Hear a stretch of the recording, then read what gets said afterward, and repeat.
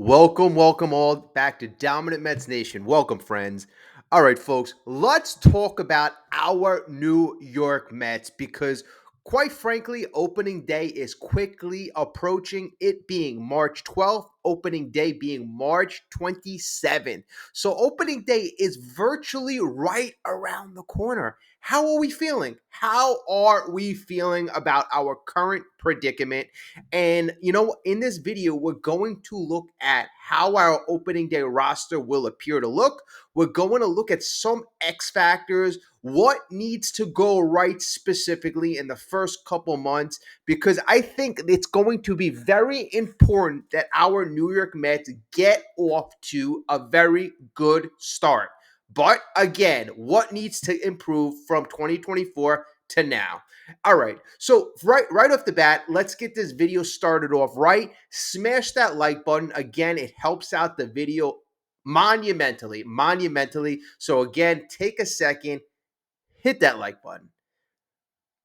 Thank you. Okay, and if you can subscribe as well, if you aren't already subscribed, please join us. What I want to do is I want to have a little more consistency with with live shows and videos coming out. I want to come up with a time, here's the deal. Like, there's a couple days a week where I work till either 10 o'clock or 11 o'clock, and there's other days where I work in the morning.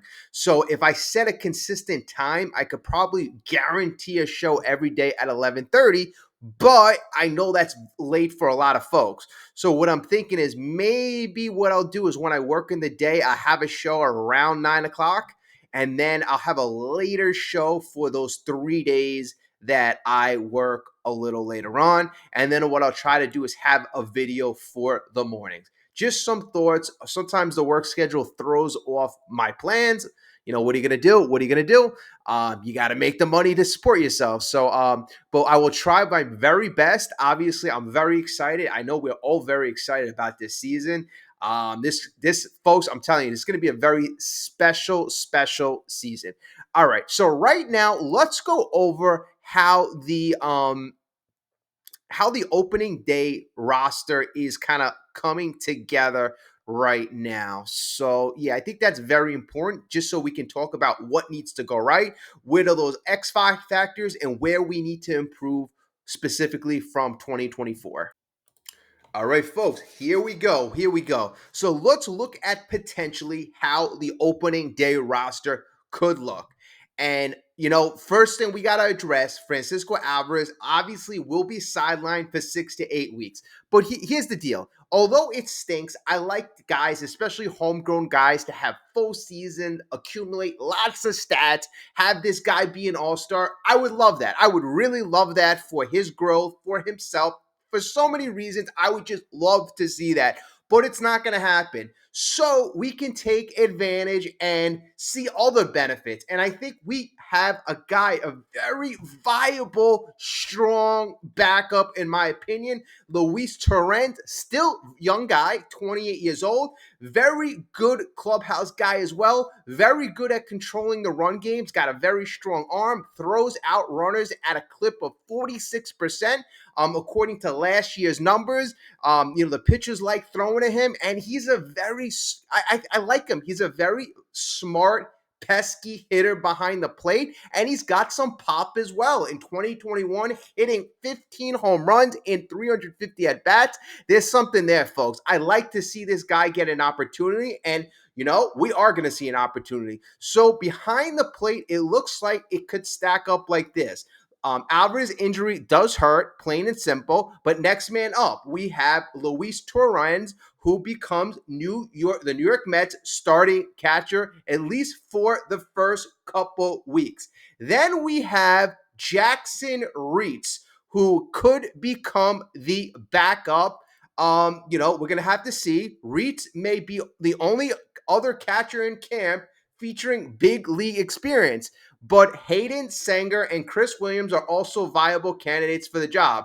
Or the Mets could dip into the free agent pool. That still includes other veterans. I believe Yasmani Grandal was signed, if I remember right. You still have James McCann out there. You still could potentially trade for Tomas Nido.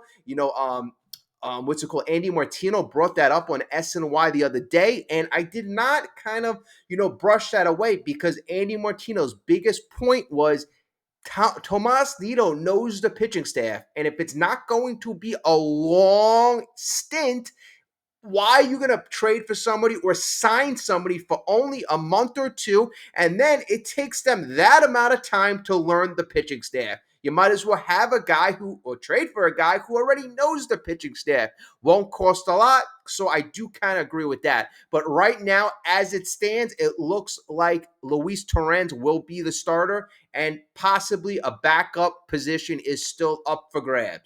All right, at first base, it's as solid as it could be. The Mets corner infield situation is going to feature Pete Alonso, fresh off a season in which he appeared in every game, folks. You got to give Pete credit for being an Iron Man. You really do. Whether you love him, hate him, think he has a lot more in him, and I'm one of the guys that I expect a lot from Pete.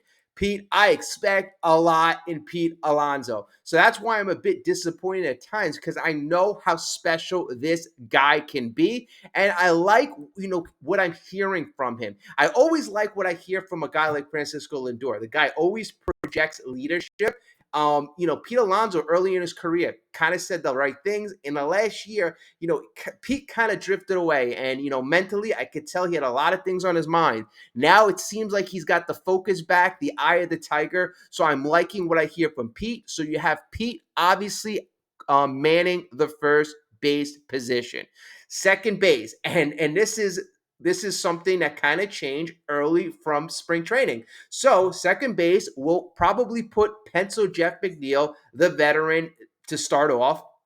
McNeil will be the clear starter. But still, back up in the beginning, you had other options. Now it looks like Brett Baty is really, you know, solidified his position. He's done very well in spring training. Baty's beginning to look like the obvious choice, to say the least. While veterans like Donovan Walton and Luis De Los Santos have failed to distinguish themselves through the first 2 weeks of Grapefruit League, Baty has swung a hot bat and received defensive reps at second. At this point, he fits best as the Mets' final bench player, assuming they're willing to proceed with the true backup shortstop. So, I like that. I really do. Brett Baty is a guy for years. And again, yes, I love my homegrown Mets. I think Brett Baty is a guy with a lot of untapped potential. When I saw him coming up years ago, it wasn't like he was a power guy. It wasn't like, he was a guy that just seemed to be having like he was a pure hitter. I remember, I think his first home run, I think he went opposite field. I forgot exactly who it was, but then he got hurt in September. But I remember him taking such beautiful at-bats, beautiful swings, and I'm like, wow, rookie guy, first couple at-bats, the guy looks so good. Then he dealt with some injuries, and I think there was a lot of pressure on him to perform right away, and mentally, he just wasn't in a good space. Kind of like Pete Alonso. Now I think he's seen Vientos succeed. He's seen a lot of the youngsters succeed. And I think that Brett Baty is ready to seize the moment. And I'm excited to see that.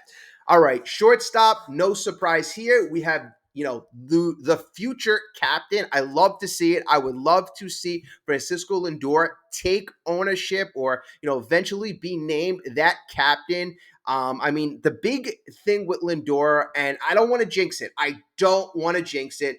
But you got to stay healthy. Here's a guy that you have to freaking rip off the field. That's what I love about Lindor. Not only does he provide leadership on the field, off the field, but he never wants to sit on the bench. Even when he's get hurt, or I remember when he was hit by a couple pitches and he had to be sidelined, this guy doesn't take breaks, wants to be on the field, had back issues at the end of the year, knew how important it was for him to perform, had that big moment in Atlanta, had a couple more big moments in the playoffs. This is a guy who has clutch big moments against the Yankees in the past. I love to see that this guy be the guy that we wanted from Cleveland all along. This guy has a chance to be an all-time Mets legend. He has a chance to be the all-time home run leading shortstop in MLB history, folks. MLB history if he continues. So all-time home run leader. You know, I love what I see from Lindor. He's already got a 50 wins above replacement at age 30. So I mean, he's going on a Hall of Fame track, folks. He's gonna. I mean, I love what I see. I love what I see. The only sad thing is, I think he has been gypped in the last couple years, not being named an All Star. But you know, I guess if you really break it down, he's a guy who gets hot, you know, little later in the season. So that kind of leads me into one of my X factors, but kind of let's move on. Let us move on to third base. Third base, the guy, gotta give him credit, won the job. Or there's really no question, he won the job because he had such a great performance last year in the playoffs, in the regular season. Mr. Mark Vientos will be manning third base. So long as Vientos resembles the player that he was a year ago, he'll play nearly every day at third. The Mets are really counting on him to, really grow and build on his season last year. And folks, great stuff from Vientos. I'm so excited to see him. I really am. And I was so impressed that the moment was not too big for him last year in the playoffs. You know, you always want to see how good guys are. Are they made for New York? Are they made for the big moment, the spotlight? And we have a lot of guys who aren't bothered by the spotlight. And that's why I'm so excited. I am so excited. Okay, so let's go to the outfield situation. And here it gets a little tight. It really does. So you have Juan Soto, obviously going to play almost every day in right field. Brandon Nimmo, when he's healthy, he's going to be in left. You have Tyrone Taylor, Jose Siri, probably splitting time in center. Then you got Jesse Winker and Starling Marte, being the fourth and fifth outfielders and being, the DH. Soto will start most of the days, Nimmo in left, Taylor and Siri in center. Winker figures to receive plenty of work as a designated hitter, as does Marte. Both are outfielders by trade and could see time on the corners, DH platoon. You also got a guy like on the off chance Marte can't make it. You also have a guy like Alexander Canario. All right. So, like I said, I don't really have highlighted here, but DH we have Starling Marte and Jesse Winker.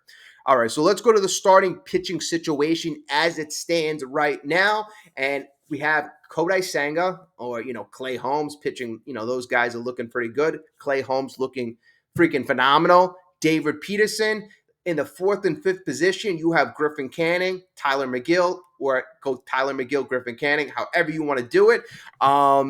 Paul Blackburn, I just want to mention, pitched a really great 4 innings, perfect 4 innings. So he looked good in his last outing. You also got other starters like Max Kranick. That might give Griffin Canning a run, but I think that's what it's probably going to look like. Kodai Senga, Clay Holmes, David Peterson, Griffin Canning, and Tyler McGill. McGill looking good as well. The bullpen is going to look like this. Edwin Diaz, AJ Minter, pitching for the first time, looking good. Ryan Stanek, Reed Garrett, Jose Budo, Danny Young, Max Kranick, and Paul Blackburn. The Daniel Nunez will be there as long as he's healthy, but right now, we're not. It's a little iffy. It is a little iffy. All right, so that's what we have, and a lot of this was a lot of the formatting was helped out by Anthony DiComo. But you know what, folks? Let's talk about what has to go right. What really has to go right, because it is so damn important for the New York Mets to get off on the right foot. Now, let's talk about some X factors. Which players are going to be X factors? Now, X factors, I kind of describe that as players who aren't superstars, aren't really all-stars, but can have that ability to perform like an all-star. And if they do, they can catapult your team to the next level. So which players have that ability? Now, I'm going to do it like this. I'm going to give you one. I'll give you one guy from the lineup, one guy from the rotation, and I'll give you a bullpen guy as well. But let's start with the two big X factors in my opinion. So the two big X factors I am going and let me just start off by saying this. Francisco Alvarez was my number one X factor. He was. I really had high hopes that he could start off this season with the updated shortened swing and the great approach. Just a little disappointing, but all right, scratch that. So my number one X factor is going to be none other than Jose Siri. This guy's probably going to uh, he's probably going to bat towards the end of the lineup. He really is. But this guy can provide so much pop at the end of the lineup. The guy can obviously pop 20, 25 home run, play Gold Glove award winning defense, and steal you 15, 20 bases. This guy, just so you know, folks, he's not a five tool player. He's a four tool player, a legit four tool player. The only thing he doesn't have is the hit tool. He's got a strong arm. He's got power. He can run the bases. So I mean, he's got legit tools, and obviously he's got that Gold Glove. So you have 4 out of 5 tools. So Jose Siri, listen to that, folks. For $2 million, you have a legit four-tool player. And if he somehow works on his swing, shortens up his approach, that is something that it could really elevate this lineup to the next level. And that's why he is my legit X factor. He is certainly my legit X factor. Now, last year, the New York Mets struggled in a couple, the offensive categories, they did pretty decent in. In fact, MLB Network predicts, even with the loss of Alvarez, they predict the New York Mets to have the second best offense in the National League. The second best offense in the National League. So if you look at where they struggled last year offensively, third triples, they were 24th, that's not a crazy stat that you would really worry about. But strikeouts, they were 16th in the league, so they have to shorten up their strokes, shorten up, their approach, and they were 16th in stolen bases. Everything else, they were in the top 10. Every other major offensive category: home run 6, RBI 7, walks 8th, hit by pitch 3rd, court stealing 4th. I mean, on base 8th, slugging 10th. So, I mean, a lot of those categories, they will be helped by by Soto in the lineup. But, speed categories, that's another place where I think Jose Siri can really help out this team in those categories. It's just that the whole team in general, I think, in terms of strikeouts, will be helped out by the approach of Mr. Juan Soto. A guy like that, a patient guy like that, who is, really a master at his craft. That philosophy, I believe, will translate. So in terms of strikeouts, you're going to have an extremely disciplined lineup. Jose Siri has a very close relationship with Juan Soto, so hopefully his hit tool could, kind of rub off. Or, the guy sees Juan Soto, the best in the biz, and that rubs off to a guy like Jose Siri. And I'm just so excited because I was excited about Siri. Gold Glove, caliber guy, got a lot of pop, got the run tool, like I said legit 4-tool player. All right, so that is my first X factor. My second X factor is none other than Tylor Megill. Tylor Megill is a guy last year who really started to get, finally come into his own. He really did. So he's a guy that's always had like decent stuff. He's always had decent stuff, but he just really needed to, I believe, put it together mentally. Really put it together mentally. Last year, uh,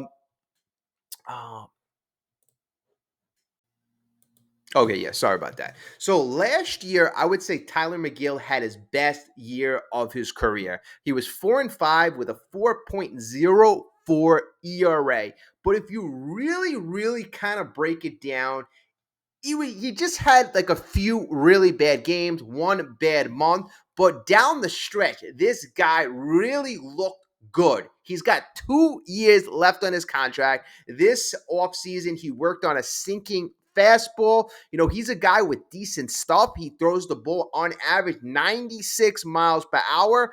Got to work a little more on control. Last year, his base on balls, he fell in the 27th percentile.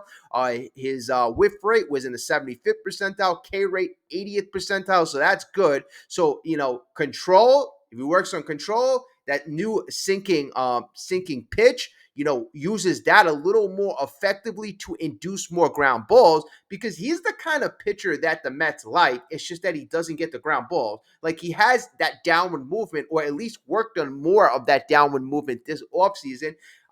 He's got the velocity, but he doesn't get those ground balls at the ground ball rate. His ground ball percentage was only in the 38th percentile. So if he can improve that, I believe that he'll be a lot more successful. And if you further break him down last year, then you'll kind of find out that Megill was a lot better than one would think. I know he had that 4 ERA, which is not bad if you compare it to his career, but I would say, what was it? June was his worst month. He went 2-2 with a 7.04 ERA. That really kind of hurt his year.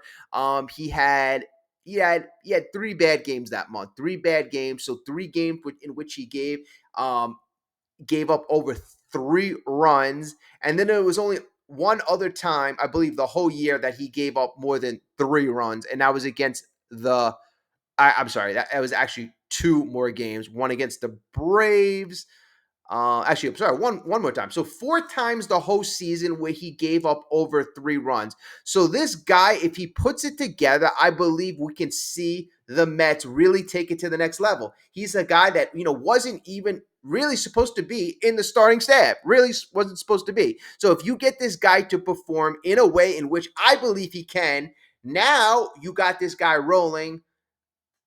Then you eventually get some guys back. Shomanai, you get him back. Montage, you get him back. You get something out of him. You got your 6-man rotation. You're rolling. Clay Holmes, I expect him to do well. I expect Senga to do well. And I expect Peterson to do well. Megill, hence, he is my X factor in the starting rotation. Okay. Now, my X factor in the bullpen, I kind of changed. I kind of have the Daniel Nunez, to be honest with you. Whether he's healthy or not, well, let's assume that he is healthy. I think if he pitches to the ability that I think he can, I mean, he's basically another closer for you. He is basically another closer, a guy to back up Diaz. You could put him in the 8th inning, 9th inning, 7th inning, wherever you need some key outs. The Daniel Nunez last year, when he was healthy, was quite frankly electric. So that's a guy that I have a lot of high expectations for. He's just really got to stay healthy. I mean, there's really no 2 questions about it. The guy's got the arm talent. He really does. I didn't really hear much about him before last year, but last year he did open up eyes. I mean, his average fastball velo is over 96 miles per hour. The ERA last year, phenomenal, 2.31, whip 0.91, really nasty stuff. He used his slider 47% of the time. 4-seamer, sinker, and changeup. His ground ball rate was still over 50%. Despite really not having a great, or not using the sinker a lot. It's just that he had great movement, his chase rate, his whiff rate, his K rate, all off the charts, and his control was pretty good. He's just got to stay healthy. That is the big thing, and that's where my X factor will be to Daniel Nunez. And all these X factors, I pick guys that aren't traditional all-stars. So my 3 X factors, just to review, are Jose Siri, Tyler Megill, and last but not least, Daniel Nunez. And if I had to pick a guy off the bench, I'll say Brett Baty. All right, so now what needs to go right for this team to kind of click? And if I have to start off with the pitching, I'm going to say one thing and one thing only. The pitchers, and I've noticed this trend in spring training thus far, they need to locate, and then locate some more. Last year, what killed this damn team was We were always bottom two in walks. Last year, we finished 28th in walks, 28th. We need more control, guys to become more consistent. That's why you see all these pitchers, starting pitchers going out there. The approach is attack the zone. You got to make the batter uncomfortable. You got to make the batter swing or chase your pitch. So that's what I like. I really like what they're doing now in spring training. I like the philosophy. So I think that's going to immensely help the problem with the base on balls. Okay. And then also talent. I think we've gotten more talent in the back end of the bullpen. That's going to help out as well. And then what else do I have here? Okay. So other keys that I have that need to happen early on is Lindor. I love to see the second half Lindor in the first half. I mean, the guy that started in June 1st, the guy that came out there that led the team meeting, I need to see him April, or not April, I need to see him March 27th on the shortstop position. I need to see that guy leading off and hopefully putting him in the leadoff position, having him bat before Juan Soto, folks. And that is, again, I'm going to say fastball city. Having him backed up and protected by Juan Soto, getting him, the captain, off to the right start. That is another thing that I need to see. Number two, you got to also see Pete Alonso. It needs to translate. Pete Alonso is being a lot more disciplined in this spring. He's not swinging for the fences. That's what we need to see. The patient, discipline on base, Pete Alonso. And, that's going to also help the offense. And I think that the offense we can sustain. I'm not worried about that. I'm just more concentrated and I'm more focused on the pitching. And the big thing, like I said, is locate, locate, locate. And it's not always easy. It's not always easy. These pitchers get behind and, you don't want to walk put everybody in base, and then you end up throwing a meatball. I think, being smart is going to be very, very important this year. All right, folks. So I just wanted to give you a quick kind of synopsis of where we stand right now with our current situation. Obviously, we've had a multitude of injuries since I last did this rundown. So this is my latest rundown. Let me know what you think. What are your X factors? Which players would you consider X factors? What do you need to see go right in the first couple months? Give me your opinion. I love to hear. Again, I know you got to be excited as well. Got a couple, what is it, a week and a half, almost 2 weeks away. So a lot of great stuff coming. And, I'm so excited. I'm super excited as well. Thank you, as always, for tuning in. Again, I will let you know the times of the shows when I get my schedule and we start putting that together. Again, sometime at night we'll do it. And I'm thinking even if I do 11:30, that might work out because the games, even if they start at 7, they're gonna conclude around 10. I get home 11. A little time to do research and this and that.